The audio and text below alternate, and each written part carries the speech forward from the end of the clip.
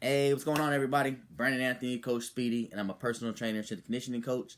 And today's topic is the importance of building muscle. All right. So, a lot of people think about building muscle. They think about powerlifters. They think about bodybuilders, Olympic lifters, or athletes playing football, basketball, whatever sport, and the high performance athletes. So, yes, it's important for them to build muscle. But for us day-to-day people, it's important to build muscle also. I'm going to go over several benefits and why we should.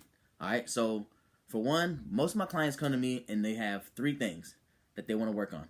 They want to lose weight, they want to drop body fat, and they want to tone up, right? So if you want to tone up, that means you actually have to build muscle to look toned. And tone means to look sculpted or to be cut, or another AKA to be ripped, and AKA to have gains, right? So, in order to do that, we have to build muscle. All right, so if your goal is to lose weight, by building muscle, you're gonna burn more calories. If the more muscle you have in your body, the more calories you burn. All right, so by increasing your muscle, you decrease your body fat. All right, so increase the muscle, so you decrease body fat. All right. By increasing your muscle. What happens is you're turning your body into a fat burner. Forget all those fat burners, forget all those hydroxy cuts and all that stuff. You build muscle, your body's going to burn fat. Point blank. All right? 2, if you want to lose weight. You want to lose weight, so you want your calories in to be lower than the calories out. Meaning, if you eat 1,500 calories, that means you want to burn 2,000 calories. That way you could have a 500 calorie deficit. That means you can lose 1 pound every single week. But if you don't, and you're at the same, that means you're not going to lose any weight, you're not going to gain any weight, you're going to be exactly the same, right? So by building muscle, you're increasing your metabolism. Okay, metabolism, your basic metabolic rate is how many calories you burn on a day-to-day basis. So say it's, you feed 1,500 calories. You burn 1,500 calories a day, and you're eating 1,500 calories a day, you're going to be the same. But now, by building that muscle, instead of being 1,500 calories, we're moving that up. So little by little, you're going to increase that metabolic rate, and it's going to go up to, say, 1,700 calories. Now you have a 200 calorie window, right? You can still eat 1,500 calories, but now if you're increasing that metabolic rate, now you're starting to lose weight, all right? So say you get all the way up to 2,000, then you're going to be losing 1 pound a week. So that metabolic rate is going to help. So building muscle, increasing your metabolism.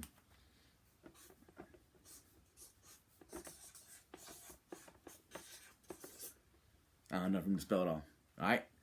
Drop body fat, increase metabolism. Alright? Which overall is going to help you lose weight and drop body fat. Another thing is when you lose weight, so say you're losing like 50, 60 pounds. I mean, a lot of people drop that weight. If you just do cardio and eat better and have a balanced diet and you're at a deficit and you lose weight just by eating better, you see those people on those different programs, what happens? I'm sorry. They look sick, don't they? They look like something like they've been chilling in Somalia for like 6 months. It's because they didn't build any muscle at the same time. All they did was just lose weight. They didn't work out. So what happens is they look really squishy, right? So I mean they smaller, but they're squishy. Who wants to be small and squishy? So if you go from being overweight and fat, and now you drop the weight down, you're gonna be smaller and fat. If you get skinny, you're gonna be skinny fat. If you don't increase your muscle, if you don't build muscle, you're always going to look fat. That's why we have a lot of people who are anorexic and bulimia and the whole nine, because they don't have enough muscle. It's not the weight, it's the muscle. All right? So we're going to build muscle so we could look better.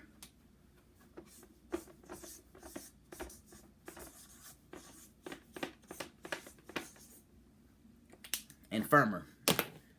All right, so day-to-day basis, we work at a desk, we're sitting down, we're on our phones, we're on our tablets, we're on our iPads, we're going playing video games, we're talking to people. We're always slouching, all right? I'm slouching right now talking to you right now, all right? So by doing this movement pattern all the time, now we have our posture looking like this. Well, if we build muscle in our back, in our neck, in our lower back, and bring our shoulders back and posterior shoulders, Now we're able to sit up straighter. So it improves your posture. All right. So we can have better posture by increasing the muscle in our back. All right. So sitting up straight. You can't just slouch because you don't want to be doing this, right? You increase your back through doing this. But you must have proper technique when you're working your back and doing those exercises, because a lot of people do rows and do back exercises and they still do this, right? So by doing this, you're still increasing that same movement pattern that you're doing at your desk. All right, so what we want to do is make sure our chin's back, everything's nice and tight, shoulders are down, and we're doing our rows or whatever. I can help you out with that. Just hit me up and I'll let you know how to correct your exercise that you're doing already. Make sure you're doing back exercise correctly so you don't make it worse. All right, you don't want to make it worse. So, better posture.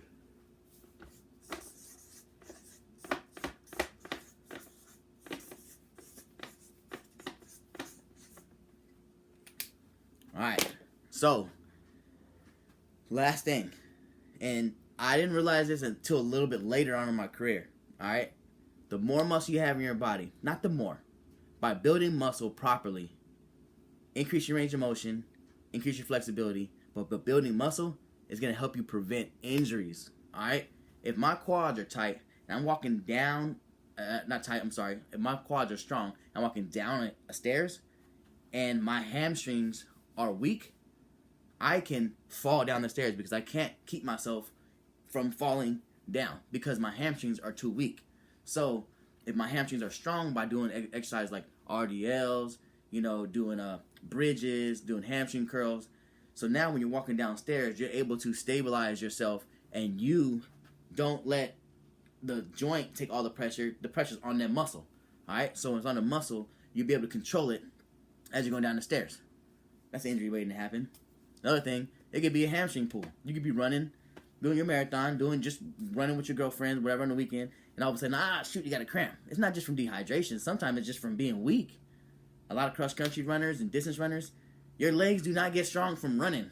Your legs get strong from building muscle. Yes, your muscle is activated when you're running, but not into the degree of when you're actually doing squats, lunges, presses, doing resistance training. All right, so resistance training is super important. All right, so it can help prevent injuries. If when I had my knee injury, I had an imbalance in muscles, so I should have been working certain other muscles, to help balance out my quads and my hamstrings and my hips all together. That's another kind of injury. That's a whole different topic. We talking about like day-to-day things, cramps, hurting the shoulder. So what happens is when people have rotator cuff issues and they have hip issues and they have lower back issues and they have spine issues, a lot of times they have inactive muscles. All right, so the stronger you are in those around your spine, the muscles around your spine, it's gonna keep your spine and your shoulders and all your joints stabilized. So if you don't stabilize your joint, all the pressure goes to there, and that's how you tear stuff. Because if you're all loose, right, then your shoulders, it just all the pressure is just on your shoulder. But if you're tighter and you're moving, that way you have support on that muscle. All right, so it prevents injuries from happening. A lot of people talk about rotator cuff injuries, and a lot of times it has to do with like them reaching back in the car or doing something like this, or they're doing this when their arm is loose. So we need to be tighter in our shoulders, tighter in our hips, tighter in all our muscles to support our joints. All right, so we build muscle to support the joints to decrease the chance of being injured. So decrease injuries or prevent injuries.